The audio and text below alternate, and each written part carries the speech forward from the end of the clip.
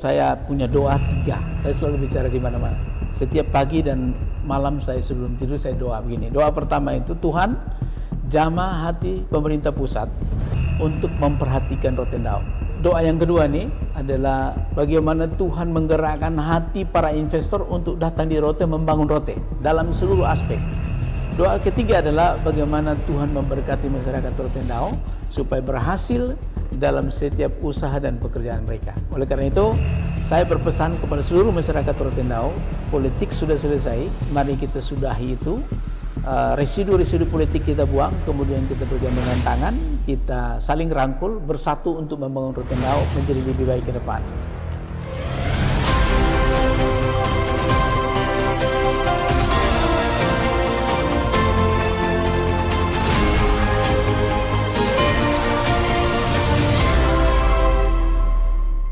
Baik Sobat Leader, di mana saja Anda berada, kita kembali berjumpa. Kali ini bukan dari Menara Kartika Chandra Jakarta, tapi dari pintu selatan Republik Indonesia, dari Pulau Rote, Kabupaten Rotendao, Nusa Tenggara Timur. Saya saat ini berada di rumah jabatan Bupati Rotendao, Bapak Paulus Henuk SH. Dan saya ingin bertemu beliau ini, berbincang-bincang persoalan yang dihadapi di Rotendao sejak beliau dilantik sebagai pemimpin di negeri selatan ini. Selamat datang atau selamat berjumpa, Bu? Selamat berjumpa, selamat malam. Bu, atau Bupati atau... Nah ini, Sobat Leader, ini Rote. Ada orang Medan bilang, ini Medan, Bu. Nah, orang Rote juga bisa bilang, ini Rote. Jadi kalau Anda kenal ada orang Rote di mana, memang mereka unik, mereka berbeda. Karena pulau juga mungkin paling selatan ya. Paling selatan Indonesia. Nah, jadi apa, saya ingin ngobrol-ngobrol ini, apa sih Bu orang Rote? Ya. Tapi apa yang Bu kenal dengan orang Rote ini sesungguhnya?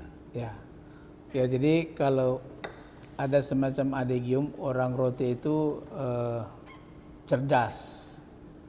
Kecerdasan orang Rote itu kadang-kadang selalu dibikin semacam perbandingan atau semacam, kadang juga dianggap lelucon. Tapi ada istilah otak Rote. Otak Rote itu, ya, otak Rote itu dalam konotasi yang positif itu orang-orang pintar. Orang-orang pintar, orang cerdas, orang cerdik, tapi juga kadang-kadang dalam konotasi yang negatif, otak Rote konotasi negatif, artinya bisa banyak bermanuver dalam tanda petik ya.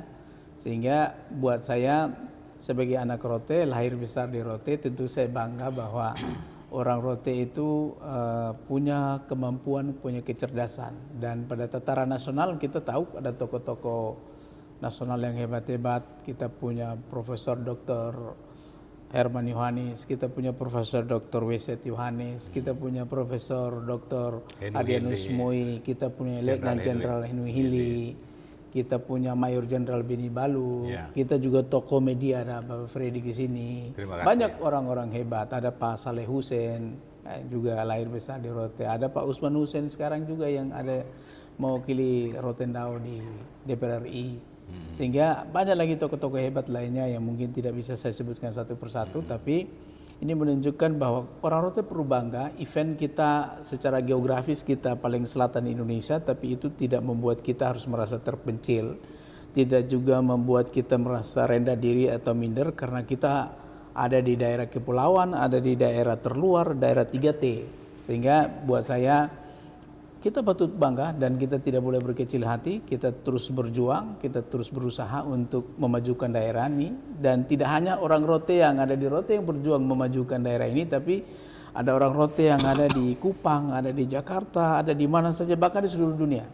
Sehingga sekarang saya sedang membangun kolaborasi, komunikasi dengan orang-orang Rote, diaspora Rote dimanapun mereka berada, kemudian nanti ke depan kita akan bangun bersama-sama. Sehingga bagi saya Rote, tentu saja sebagai orang Rote asli, lahir besar di Rote, tali pusat kita ditanam di Rote, perlu kita mencintai Rote dalam kapasitas dan keberadaan kita masing-masing, dalam ladang pengabdian kita masing-masing, sehingga kita berharap Rotendao ke depan lebih maju, lebih bagus lagi dari hari ini. Oke, great. Rote dulu, zaman-zaman dulu, saya masih kecil pun saya dibawa orang-orang tua saya ke Rote sini. Karena saya lahir di Kupang, tapi orang tua saya Rote asli. Satu dari mama dari Ti, bapak dari Dengka. Tempatnya. Siap. Pak Bupati, Bung Paul. Dulu itu, mereka itu gotong royong itu luar biasa. Kita datang dari Kupang misalnya, itu sudah ada yang diguling. Tahu apa, mau ayam mau apa, itu tanpa hitung. Sekarang apa yang terjadi ini? Sekarang Rote ini, orang-orang Rote semua tuh itu udah hilang saya lihat. Ya, jadi memang tradisi atau kebiasaan orang Rote itu kalau kita lihat seiring perkembangan waktu, perkembangan zaman, perkembangan teknologi, ada terjadi pergeseran-pergeseran kebudayaan, ada akulturasi, ada juga asimilasi budaya, ada yang bertahan, ada juga yang hilang. Contoh misalnya kita dulu di Rote ini kalau orang undangan makan daging itu ada istilah tu'u. Nah tu'u itu biasanya kita datang itu kita ngisi buku sesuatu, kita pulang bawa daging. Hari ini itu mulai tergerus, mulai bergeser. Saya pikir dalam konteks tertentu ada baiknya. Ada baiknya artinya begini, kalau orang undangan nikah dia tidak harus menyediakan daging lebih banyak. Karena istilah tu'u ini kita datang isi buku dapat uang, tapi juga hewan banyak yang kita korbankan untuk kasih makan orang, bahkan bawa pulang lagi daging. Sehingga kadang-kadang mau tu'u dapat 50 juta, ternyata dihitung-hitung tekor, rugi kita. Lebih baik kenapa jual hewannya saja, kenapa harus tu'u, bikin hutang jangka panjang nanti. Karena itu ada ya tercatat di buku, satu saat orang undang kita datang lagi harus kasih lagi. Jadi saya pikir ya ada budaya-budaya yang memang terjadi pergeseran di situ, tapi ada juga yang tetap bagus. Misalnya ada soal berkurang juga adalah nilai-nilai kegotong royongan.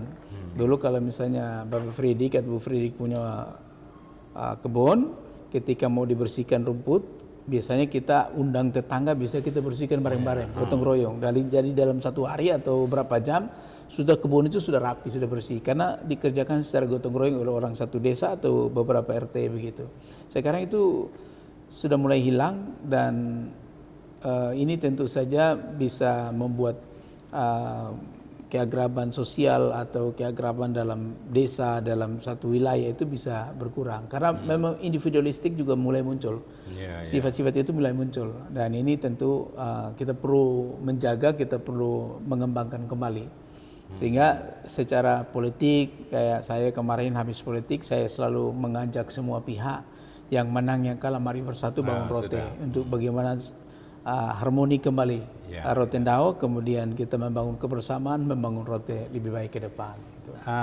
Soal tu'u, itu banyak yang protes. Karena bahkan begini, ini mereka minta supaya nanti kalau saya ketemu Pak Bupati, ini perlu disempurnakan, dikembali ke kitohnya.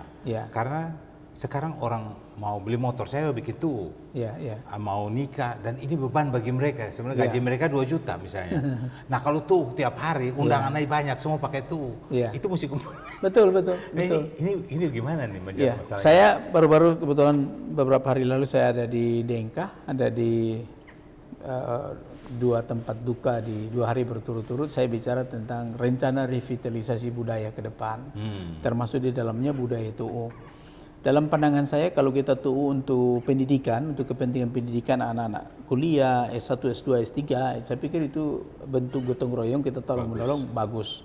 Tapi kalau misalnya kita tu'u, misalnya mohon maaf, kalau ada yang ceraikan istrinya kawin lagi dia tu'u, itu yang tidak benar. Itu tidak perlu kita bantu dia. Atau ada juga tu'u karena mohon maaf ada yang tukang main judi karena dia merasa dia sudah tu'u di tempat lain banyak, dia mau tu'u lagi untuk orang lain, itu besok dia pakai main judi dan lain-lain. Itu saya pikir juga tidak perlu. Intinya bahwa tu'u boleh saja dilakukan, tapi dilakukan secara terbatas, misalnya untuk pendidikan, kesehatan dan lain-lain. Ada orang sakit mungkin berobat butuh uang banyak, kita butuh support bareng-bareng, tumbuhkan rasa sosial kita boleh bantu. Tapi itu bisa dibatasi. Artinya begini, TUU tidak harus datang makan daging misalnya. Kita cukup makan kue, minum teh misalnya. Jadi uang yang terkumpul itu tidak harus dipotong lagi pengeluaran-pengeluaran kita beli hewan, beli beras, mohon maaf arak-arak atau sopi rote. Banyak uang yang harus kita keluarkan untuk kepentingan TUU tadi. Padahal kita punya kepentingan untuk dapatkan uang untuk menyelesaikan persoalan yang kita hadapi. Kalau TUU itu apa ya, gotong royong? Gotong royong. Jadi misalnya begini, saya punya anak laki-laki mau nikah. Sekarang maharnya dari keluarga perempuan minta 100 juta mahar. Aduh kita rotnya bilang belis. Ya belis.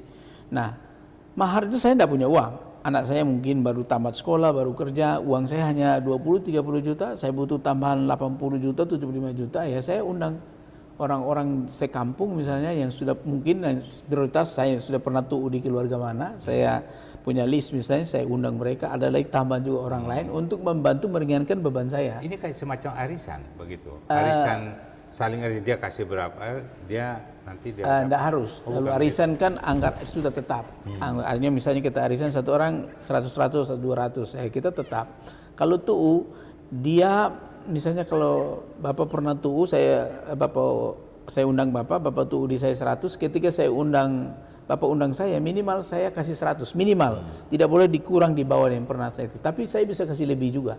Bisa 200, nah, kalau 300. kurang gimana kalau dia kasih? Sebenarnya itu tidak ada larangan, tapi semacam ada, kita malu saja secara sosial. Masa orang sudah pernah bantu 100.000 kita datang kasih 50. Apalagi dia tidak datang, undangan datang, dia itu jadi lebih malu orang, lagi omongan orang. Secara sosial aja. Sanksi sosial aja, orang bisa, wah kok kemarin diundang kasih 100, kok dia datang kasih 50. Kalau dia kasih 200 itu akan jauh lebih baik lagi. Karena tujuan kita datang meringankan beban sahabat kita, saudara kita, teman ini kita. Masalah budaya ini banyak yang keluh itu apa? Karena 1 minggu itu undangan banyak. Oh iya. Nah kalau mereka ya jadi ini menarik. Kebetulan 3 hari lalu saya ada di Desa Balauli, ada keluarga kami yang meninggal. Kemudian di situ ada teman SD saya yang sekarang jadi kepala desa. Konon katanya informasi disampaikan bahwa sekarang di desa dia sedang dilakukan kajian oleh teman-teman, ada network dia, jaringan dia di UGM, ada datang cek berapa sih pendapatan per kapita masyarakat, pendapatan per kapita per tahunnya itu berapa. Nah diinformasikan ke saya bahwa rata-rata karena dusun ini, berapa dusun, 2-3 dusun ini adalah daerah pesisir pantai dan mereka hidupnya tiap hari mencari di laut, ada yang pukat, ada yang rumput laut, sehingga pendapatan per kapita mereka itu sekitar 2.800.000-an setiap bulan. Oke. Karena ini setiap bulan lalu dihitung berapa pengeluaran dia selama 1 bulan, dan ternyata itu rata-rata minus 300.000 per bulannya, minus 300. Apa penyebab minus itu? Ternyata TUU-nya banyak sekali. TUU orang meninggal, macam-macam, orang kawin dan lain-lain, sehingga saya sedang menugaskan Camat Loa Hulu dan minta untuk dikomunikasikan dengan minimal 10 desa yang ada di wilayah kecamatan untuk kita revitalisasi budaya itu, kita mulai dari situ. Nah, jadi nanti dalam waktu dekat saya akan ke sana bicara bagaimana 10 desa yang ada dalam wilayah kecamatan ini kita mulai revitalisasi. Kita sepakat misalnya TUU itu atau pesta itu hanya boleh misalnya hewan berapa ekor. Jadi tidak perlu makan yang banyak-banyak, tapi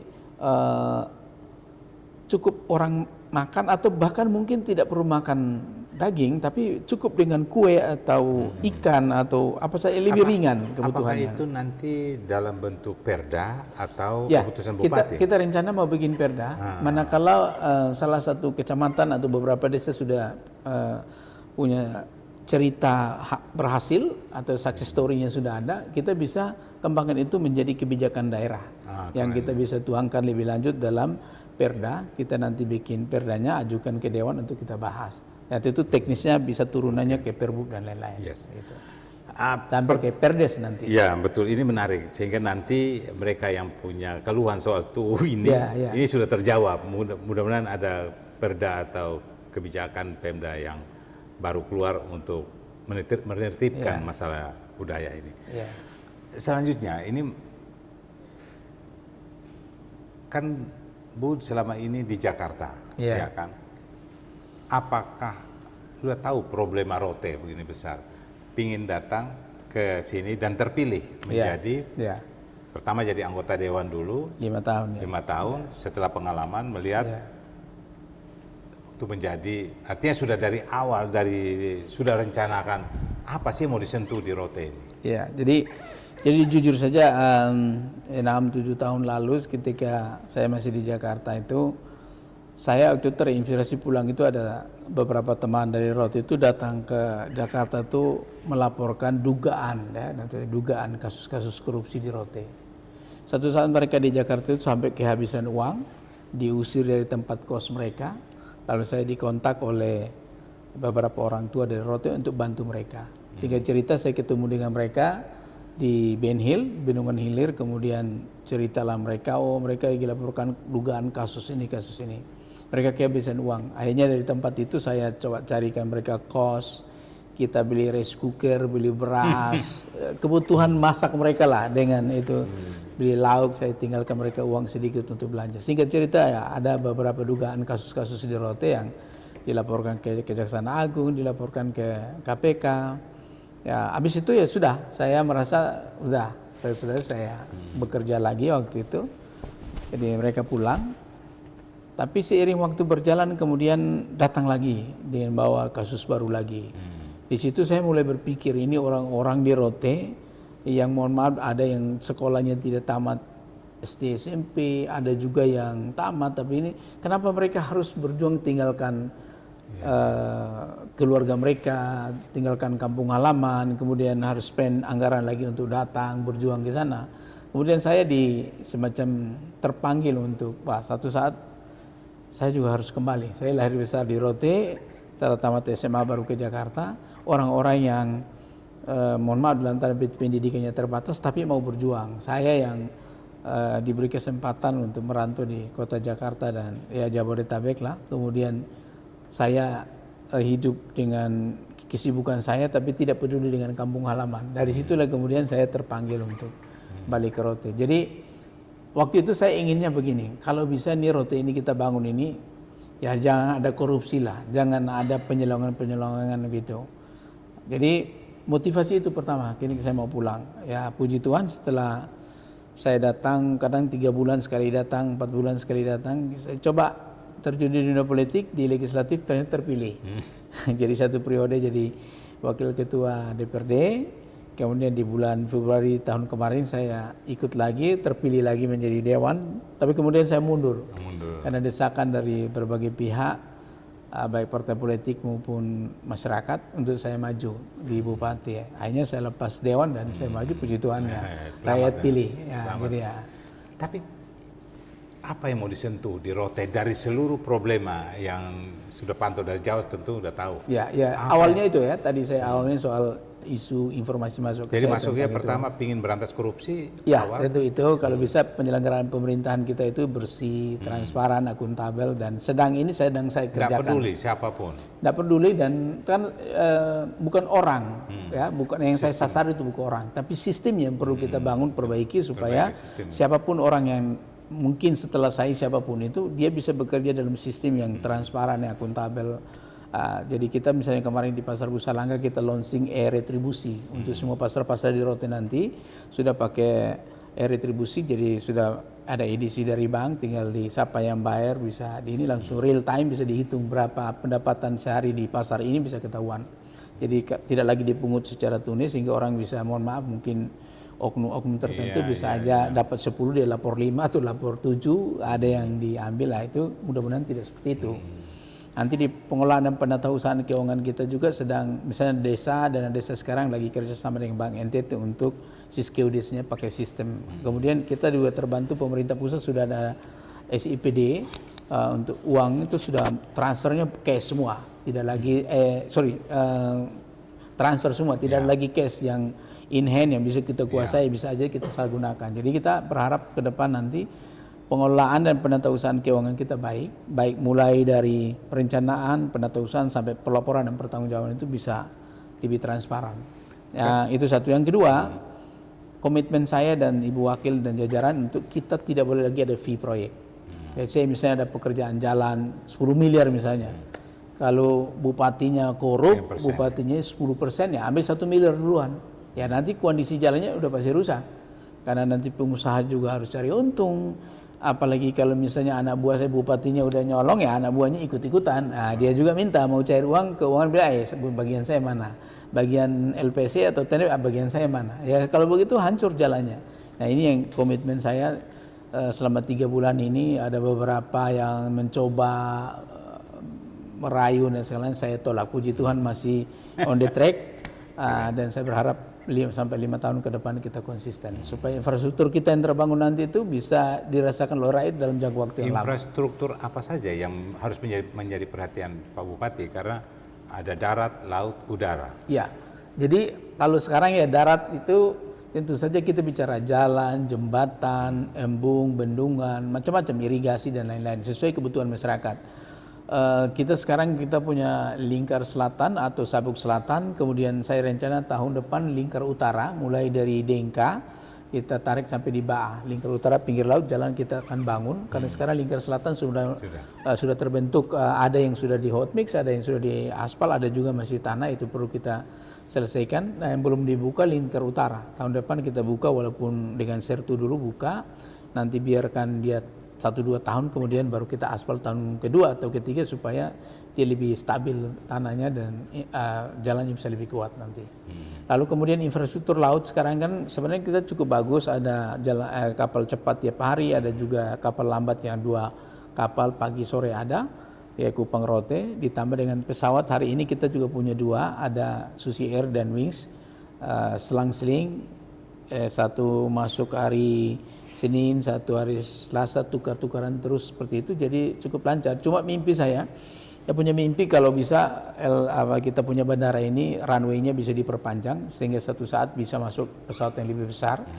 Dan mimpi saya kalau bisa someday itu bisa kita direct flight dari Bali ke Rote, Labuan Bajo, dari Australia misalnya, dari ya kita punya langsung. Dengan syarat ya itu kita runway perpanjang, kemudian kita bisa bicara ke pemerintah pusat, ke Kementerian Perhubungan, ke CEO Lion Group misalnya, dengan Presiden. Jadi ya tentu saja kita harus banyak aktivitas di Rote yang membuat turis bisa masuk ke Rote. Dan sekarang kita juga sedang menyiapkan itu. Ya. Kita doakan itu semua bisa terjadi. Tadi saya ngobrol dengan turis-turis di Nembrala dan beberapa di sana anak-anak yang bekerja membantu bagaimana hidup dari situ. Ya. Yang mereka minta adalah bagaimana supaya ini kan turis bikin Nembrala itu kan semacam surfing. Ya. Mereka pingin itu jadi begitu saja, jadi quiet place. Tapi orang kalau begitu saja berarti mereka saja yang senang. Ya. Tapi masyarakat situ pendapatan ya biasa-biasa saja karena. Nah, bagaimana kalau orang lokal itu pingin bagaimana supaya rame gitu loh. Ya. Dan bisa mendatangkan kayak di tempat lain surfing kayak surfing. Ya. Tapi jangan sampai itu hanya surfing gitu. Gitu. Jadi sebenarnya gini, kita punya konsep ke depan pariwisata itu harus banyak aktivitas mixing antara pariwisata berbasis keindahan alam atau pantai, laut, lain. Tapi ada juga kita combine dengan budaya kita. Ini juga salah satu janji kampanye yang saya sampaikan, bagaimana kolaborasi antara budaya dan pariwisata kita bisa tampilkan nanti di Rote Barat, Nembrala dan sekitar Boa. Itu untuk ada event-event yang kita kolaborasikan dengan misalnya Sasando, dengan Kebalai, dengan Gong dan lain-lain, yang itu bisa ditampilkan setiap saat sehingga paket promosi kita tuh bukan hanya lagi kita ada surfing di situ, ada nanti Nihirote yang sedang konstruksi nanti dia rencana soft launching di bulan November, kemudian sudah bisa running well di tahun depan dengan harga yang tidak jauh berbeda dengan Nihiwatu di Sumba misalnya, sehingga itu menjadi ikon juga nanti Rotendao ke depan. Yang pacu kuda itu? Bukan. Di Boa sekarang lagi sedang dibangun kotes villa-villa yang mewah-mewah. Nah, itu akan menjadi salah satu ikon pariwisata kita nanti ke depan. Betul. Dan itu perlu kita kolaborasi dengan keindahan budaya kita. Betul. Sehingga indah alam dan indah budaya kita combine menjadi satu, supaya itu menarik nanti. Betul, tadi juga mereka bilang kayak tidak hanya sore, tapi dia mau lihat tenunan misalnya di mana di sekitar situ, atau pacuan kuda hus. Jadi mungkin gini, saya sedang tadi malam kita rapat di sini untuk arsitek presentasi ke kita, Pak Sekda, para asisten, beberapa pimpinan OPD. Saya sedang merancang ada beberapa lokasi, misalnya view lain di Barat Daya. Dulu kita punya leluhur dengan perahu Sangga dulu, ekspedisi Sangga dulu ke Jakarta pakai perahu layar, Foembura di Hua atau di Galilo. Ini sedang kita mau bikin menjadi mercusuar pariwisata. Jadi kita mau bikin itu menjadi sangat bagus sekali desainnya. Sedang lagi kita cari sentuhan-sentuhan alamiahnya. Sekarang kan di Tarimalang itu masih modern, tapi kita mau sentuhan alamiahnya sudah ada. Misalnya pagarnya itu kita pagar batu, jangan pagar tembok, pagar batu alam yang benar-benar bagus. Kemudian gereja pertama kali di View Line itu juga dibangun itu oleh leluhur kita dulu, dan sekolah yang pertama itu juga akan menjadi cagar budaya, dan kemudian itu menjadi destinasi tersendiri yang kita akan bicara narasi yang dibangun itu soal historisnya bagaimana, agama pertama dibawa dari Batavia, Jakarta ke Rote bagaimana, kemudian pendidikan bagaimana. Nah, itu lalu berkembang orang Rote akhirnya bisa sekolah, bisa kenal Tuhan. Nah, lalu Hus di Boni itu sangat legendaris di Dengka. Itu juga kita akan kembangkan kawasannya, sedang lagi proses persiapan. Kemudian punya alun-alun kota Ba'a, kita punya lapangan, kita akan ubah jadi alun-alun kota. Desainnya juga, konsepnya, master plan-nya sudah jadi. Kita akan kembangkan nanti ke DED-nya. Kemudian di Civic Center di depan kantor bupati itu akan kita tata. Di pagar kawasan itu ada bundaran, ada jogging track, ada lampu taman dan lain-lain. Itu akan menjadi tempat untuk kita tampilkan fashion show berbasis pada tenunan Rote. Kemudian pengembangan anak muda. Jadi tadi yang Bapak bicara soal bagaimana anak muda ke depan. Kami punya konsep untuk bagaimana bukan hanya soal anak muda yang hari ini bicara anak muda yang ke barat-baratan, tapi juga anak muda yang tetap berakar pada budaya lokal. Local wisdom kita akan kembangkan, tapi anak-anak muda kita yang sudah IT minded, dan kemudian mereka akan menjadi motor penggerak untuk mempromosikan Rotendao keluar. Itu spiritnya yang sekarang kita bangun. Jadi saya selalu bilang, sejujurnya saya omong dengan bupati yang lain sebelumnya, dan saya bilang Rote ini sudah jauh dari orang Rote. Ya. Gimana supaya kembalikan Rote ke orang Rote? Betul. Maknanya kan luas. Yang tadi bilang sentuhan modern tetap ada, tapi bagaimana mereka tetap jadi orang Rote? Betul. Itu kayaknya ini cocok ini. Coba Bu, misalnya Bu Fredrik coba lihat. Sekarang misalnya kita bicara fashion. Fashion sekarang ini lagi kan tren ya. Tren ini kan ini tidak, belum ada variasi ya, untuk saja. Tapi buat saya ini udah keren ini sebenarnya. Kita kalau variasi menjadi fashion show, saya pikir punya tenunan NTT termasuk kita di Rote di dalamnya, harganya sangat mahal. Kan bisa berapa juta nih kalau di ini. Nah, dengan begini aja kita beli bahan bakunya saja, ini belum dijahit saja udah 1 juta lebih. Kalau kita jahit dia jadi jas, jadi baju macam-macam model, itu harganya sangat mahal. Dan itu potensi sekali untuk meningkatkan ekonomi masyarakat, terutama penenun pasti. Tapi bagaimana penjahit kita bikin. Lalu kemudian fashion show kita kembangkan, itu bisa kemana-mana. Anak-anak muda kita, laki perempuan, bisa jadi duta pariwisata, duta pendidikan, apa saja yang kemudian mereka kemana-mana menggunakan kostum yang berbasis pada kearifan lokal kita, dan itu sangat potensial. Sekarang kami di Pemda itu 1 minggu kami 2 hari pakai ini. Jadi hari Kamis dan Jumat kami harus menggunakan pakaian berbasis tenun. Otomatis dari misalnya ada 3.000 ASN, dia harus punya minimal 2 pasang misalnya. Tidak mungkin hari ini pakai besok pakai yang sama lagi. Bisa bau kan? Tapi minimal 2 pasang. Nah itu tenunan, si para penenun kan sudah bisa hidup. Ya, betul.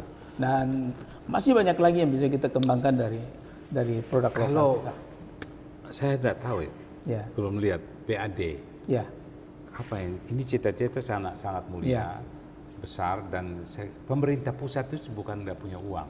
Ya. Semua lembaga, tapi konsep dari dulu yang belum pas, sehingga mau kasih uang berapapun, tapi bisa dipertanggungjawabkan nggak nih? Ini bisa digunakan nggak nih? Itu pertanyaan selalu begitu. Ya. Nah, dari PAD sendiri kira-kira bagaimana, dan bagaimana pembiayaan yang konsep besar ini? Ya, jadi existing PAD kita per tahun lalu itu sekitar 34-35 miliar. Ya, dia bergerak hanya di situ. Rotendao sudah 23 tahun menjadi kabupaten mandiri, otonomi, daerah otonomi. Tapi sekitar situ saja? Ya, dia artinya sekitar tidak signifikan. Kita punya target tahun ini harus naik ke 45 miliar. Naik. Nah, kita tidak tahu nanti. Hanya saja kita terpukul juga dengan kebijakan pemerintah pusat untuk efisiensi anggaran itu sekitar 55,6 miliar. Dan di dalamnya itu ada target pendapatan kami dari galian C saja itu 4,5 miliar. Itu pasti tergerus karena infrastruktur jalan tidak dibikin. Karena anggaran dari dana DAK untuk jembatan, jalan dan infrastruktur lain itu tidak direalisasi, berarti tidak ada pendapatan dari situ. Itu. Tapi satu hal yang kita syukuri juga bahwa dengan anggaran hanya 800 miliar lebih, kita tidak tinggal diam. Puji Tuhan baru-baru Pak Menteri KKP sudah datang, kita sudah kick off untuk tambak garam di Rote dengan target sampai 2027 itu 13.000 hektar lebih akan dibangun di Rotendao, dan tahun ini 750 miliar, tahun depan sekitar 800 miliaran di 1,6 sampai dengan 2 triliun akan dibangun dengan target pekerja itu sekitar 13 sampai 26 ribu, itu yang direct, yang langsung, yang tidak langsungnya sekitar 15 sampai 20 ribu orang. Itu artinya orang Rote bisa terserap semua di situ. Nah, itu baru bicara garam dan tambak garam dan pabriknya. Bagaimana dengan multiplier efek turunan misalnya, bagaimana petaninya, bagaimana nilainya, bagaimana peternaknya, bagaimana sektor pariwisata. Ini satu kesatuan yang akan punya dampak pertumbuhan ekonomi yang luar biasa. Dengan target peningkatan PAD kita dari hitung-hitungannya teman-teman dari KKP dari pusat itu bisa menambah anggaran sampai PAD kita bisa tumbuh 75 sampai 150 miliar. Artinya berapa kali lipat dari PAD kita sekarang ini. Nah, ini saya sangat antusias sekali, setiap hari saya datang ke desa-desa untuk konsolidasi lahan-lahan masyarakat. Sampai dengan hari Sabtu ini mudah-mudahan tahap pertama selesai, kita akan bangun sekitar 1.193 hektar tahap pertama, tahap keduanya 9.541 hektar, kemudian tahap ketiga nanti di 2027 kita ada bangun lagi 3.135 hektar. Dengan total 13.000 lebih, diharapkan Rotendao bisa berkontribusi pada produksi garam industri nasional mencapai 2,6 juta ton dari total lebih kurang 5 juta ton yang kita impor setiap tahun. Jadi diharapkan 2027 pintu atau kunci keran impor ditutup dan swasembada garam kita sudah bisa capai di Indonesia, dan itu dikontribusi sebagiannya oleh Rotendao. Jadi kita berharap ke depan Rotendao tidak saja lagi disebut dengan Nusa Lontar, tapi bisa juga disebut dengan Nusa Garam atau tempat penghasil garam, berkontribusi pada pertumbuhan atau supply nasional kita nanti. Kan dulu tahun 80-an NTT ini, Rote ini kan surplus beras. Padahal dia lahan kering. Ya. Itu di Rote Tengah ya? Di Rote Tengah, di Rote Barat sekarang, di Rote Barat Daya. Dan itu tanam padi kering ya? Ya, Gogoranca dulu. Gogoranca. Ya. Dan itu kasih makan surplus kirim ke Kupang. Nah, kan orang krisis beras di sini surplus. Ya. Ini sekarang gimana dengan teknologi yang sekarang? Tentu saja kalau dulu kan sangat manual sekali. Sekarang itu dengan bantuan-bantuan pupuk udah lancar. Pupuk lancar, puji Tuhan, dalam Rotendao selama ini setiap tahun pasti ada problem pupuk dengan BBM. Puji Tuhan tahun ini sejak awal saya pimpin Rote sampai hari ini belum ada isu. Jadi waktu habis pelantikan, kemudian saya dengan gubernur dan seluruh bupati wali kota NTT kami roadshow ke Jakarta. Sebelum saya berangkat saya undang Forkopimda ke ruangan saya bilang sama Pak Kapolres sama Pak Kajari. Saya bilang Pak Kajari, Pak Kapolres, ada 2 komoditi di Rote itu yang merupakan komoditi subsidi menggunakan APBN, yaitu BBM subsidi dan pupuk subsidi. Nah, selama sekian tahun ini kita tidak bisa menangani 2 komoditas ini. Lusa saya berangkat, tapi saya minta Bapak berdua bantu supaya tidak boleh ada masalah atau problem tentang suplai pupuk dan BBM ke masyarakat. Setelah beliau berikan support, komitmen, kemudian saya panggil lagi 2 jam, 3 jam kemudian saya panggil Kepala Dinas Koperindak, kemudian Kepala Dinas Pertanian. Saya bilang sama beliau berdua, saya akan berangkat lusa, tapi saya tidak mau ada isu masyarakat telepon saya, WA atau taruh media sosial bahwa pupuknya problem seperti tahun-tahun kemarin. Lalu BBM juga problem seperti tahun-tahun kemarin. Itu kalau terjadi taruhannya adalah jabatan Bapak berdua. Puji Tuhan sampai dengan hari ini saya ada di Jakarta lebih kurang 1 minggu lebih, kemudian saya balik ternyata aman sampai hari ini. Artinya pupuk distribusi dengan baik, BBM juga masih terkontrol dengan baik. Dan hasil tahun ini jauh lebih melimpah, walaupun datanya belum keluar, tapi curah hujan kita tahun ini cukup tinggi, sehingga hasilnya di mana-mana itu dan tidak ada keluhan masalah sama sekali tentang pupuk, dan kita harapkan ini bisa berlangsung terus-menerus sehingga produktivitas pertanian kita meningkat, baik itu padi maupun hortikultura, sehingga minimal Rote bisa menghidupi dirinya sendiri, swasembada sendiri, bersisa masyarakat bisa jual ke Kupang, kemana saja, dan pupuk Bulog kita dengan komitmen Pak Presiden bahwa Bulog akan membeli gabah dengan harga 6.500 per kilo, itu sudah di cover. Saya beberapa bulan kemarin saya ketemu dengan Kepala Bulog Provinsi, beliau sampaikan di Rote juga masyarakat sudah mulai jual gabahnya ke Bulog di Rote dan diserap dengan baik dengan harga yang bagus. Mudah-mudahan ini terjaga terus, kemudian kita harapkan pertanian juga berkontribusi pada pertumbuhan ekonomi masyarakat nanti. Terakhir, hambatan yang paling berat dihadapi saat ini apa? Ya, saya pikir ini soal ini ya. Saya memimpin Rote ini tidak dalam konteks mencari siapa yang salah, siapa yang benar. Pemerintahan itu sifatnya dia satu kesatuan yang tidak bisa dipisahkan. Pemimpin-pemimpin sebelum saya adalah mereka sudah berbuat banyak. Banyak juga yang sudah berhasil, mungkin ada juga yang belum berhasil. Yang belum berhasil menjadi tugas saya untuk bikin menjadi lebih baik. Yang sudah berhasil saya pertahankan dan kembangkan terus. Tantangannya adalah mungkin sekarang ini ya, saya melihat ASN kita itu masih gamang. Karena saya baru dan saya dikenal 5 tahun lalu menjadi dewan itu cukup galak karena fungsi pengawasan, bukan kepada orang per orang tapi pada sistem atau kebijakan yang menurut saya perlu diperbaiki, itu yang saya soroti terus. Nah, saya melihat masih ada kegamangan di ASN. Saya berharap mungkin 3 bulan 4 bulan ke depan mereka sudah bisa memahami apa yang hendak saya kerjakan di Rote, apa yang saya ingin kita tata di Rote. Sehingga dengan demikian ada satu gerak langkah yang sama, satu ayunan tangan yang sama untuk membangun harmoni, membangun kesatuan untuk bangun Rote jadi lebih baik ke depan. Jadi itu saja, saya pikir hal-hal lain sih biasa saja. Pemerintahan yang saya baru 3 bulan lebih, tidak mungkin semuanya berjalan baik-baik saja. Pasti masih ada hambatan. Termasuk saya mungkin perlu juga mempelajari hal-hal yang belum saya tahu, sehingga itu bisa menata kebijakan kita ke depan menjadi lebih baik. Orientasi kita adalah bagaimana rakyat kita sejahtera, kemiskinan kita turunkan, stunting kita turunkan, kemudian ekonomi dinaikkan, kesehatan masyarakat membaik, pendidikan masyarakat membaik, ujungnya adalah bagaimana pelayanan publik kita prima dan rakyat merasakan hasilnya. Gitu. Jadi ini smart Rote. Jadi bilang smart city, smart Rote ini, ya kan, kalau dijalankan dengan semua mendukung dan itu saya kira luar biasa. Saya ingin pesan terakhir mungkin kepada mungkin di pemerintah pusat, kalau ada yang perlu disampaikan ke pemerintah pusat dan untuk orang Rote sendiri yang sekarang mungkin ada masih ini pemerintahan masa lalu dan ini bersih akan ke depan, bagaimana supaya semua terangkul dalam satu sistem. Saya sekarang saya punya doa 3. Saya selalu bicara di mana. Doa pertama itu, Tuhan jamah hati pemerintah pusat untuk memperhatikan Rotendao.